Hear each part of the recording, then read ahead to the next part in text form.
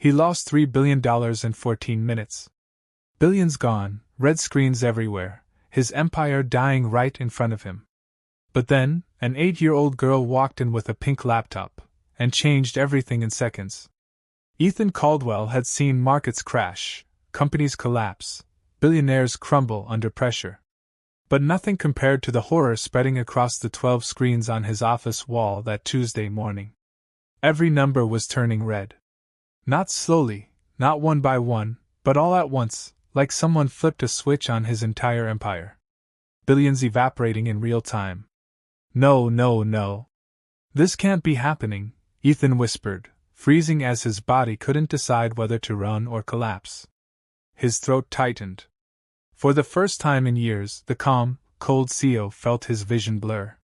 Caldwell Global Investments, his life's work, was being drained before his eyes. Megan Price, his senior assistant, burst through the glass doors, face pale. Ethan, we've lost control of every server. Jason's team is trying, but it doesn't look good. He turned to her slowly. How much time? Before she could answer, the chief of cybersecurity, Jason Corbett, sprinted in with 3 engineers behind him, all frantic. Jason's voice cracked. 14 minutes before the transfers become irreversible. They're bouncing your money across offshore servers. I've never seen anything like it. Ethan felt the room tilt.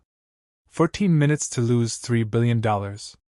14 minutes to lose everything that lifted him from a tiny apartment in Newark to a Manhattan penthouse. 14 minutes to lose the promise he made to his dying mother. We need the FBI, Jason said. Or the NSA or God. There's no time, Ethan snapped, pacing, fist shaking. Jason, fix this. I'm trying. Jason slammed his palm on the desk.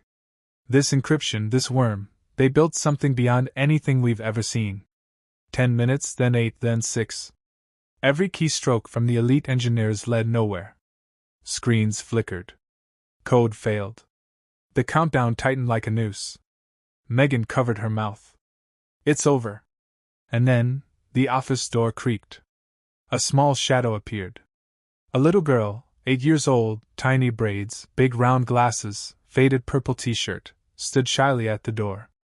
She hugged a bright pink laptop covered in flower stickers. Excuse me, she whispered. I'm sorry to bother you. My dad says I should sit quietly, but I heard yelling. Everyone froze. Megan knelt down. Sweetheart, where's your dad? He's the building janitor, the girl said softly. I'm Ava. Ava Ramirez. Ethan barely looked. 5 minutes left. 5 minutes until total ruin. But here's where everything changes. Watch this. Ava walked straight to Jason's terminal like she belonged there. She pushed up her glasses. Oh, she murmured. It's a polymorphic encryption worm using triple-layer ransomware. Russian structure with Chinese backdoor design. Every adult stared. Jason blinked fast. What did you just say? They're using your own security rules against you, Ava said calmly. They created a feedback loop. Also, your firewall is old. Jason froze. Ethan turned slowly. For the first time, the billionaire looked at this little girl like she was glowing. You understand this? Ethan asked. Ava bit her lip. Maybe if I get access to your main server, I think I can stop it. Jason laughed, half crazy. We couldn't crack this in years. I'm not you, she said simply, opening her pink laptop. Ethan stared, torn between logic and desperation. Logic said no. But logic had failed him for the last 10 minutes. Do it, he said. Ava sat down, placed her sticker-covered laptop next to Jason's $40,000 cyber terminal like they were equals. Her tiny fingers started flying, faster than anyone in the room had ever seen. Jason's eyes went wide. She's writing countercode in real time while the worm is still changing. That's impossible. 2 minutes. Ava didn't look up. She hummed quietly, like a kid coloring a picture. 1 minute, she whispered. Just need to reverse the blockchain check. She pressed enter. All screens went black. Ethan's heart stopped. Then, green. All green. Money flooding back. Systems coming alive. Megan burst into tears. Jason sank into a chair. Ava closed her laptop gently and smiled, shy but proud. Fixed it. Your money will be back in about 30 seconds. I also patched your other weak spots, but you really should update your firewall. Ethan stumbled back against his desk. Jason checked the logs with shaking hands. She didn't just stop the hack. She traced the attackers through 7 hidden layers and blocked them forever. Ethan, she hacked the hackers. Ethan knelt in front of her, eyes full of awe. Ava, you just saved everything I spent my life building. She shrugged. You look sad. I don't like when people look sad. Who taught you this? No one. Dad works a lot. Mom's been sick for years. I stay quiet. Computers keep me company. Am I in trouble? Dad said not to bother anyone. Ethan's chest ached. No, sweetheart, he whispered. You're not in trouble at all. But as he looked at her worn sneakers and sticker-covered laptop, one question burned inside him.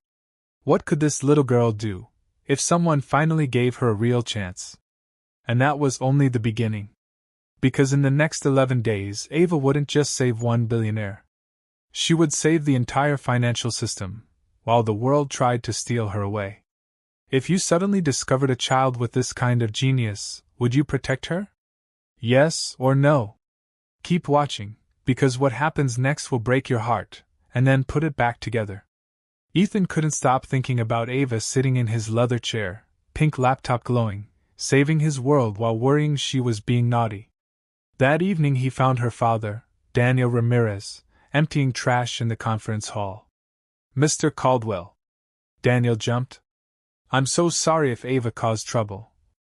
Sit down, Ethan said softly. Please. Daniel sat, nervous, twisting his wedding ring.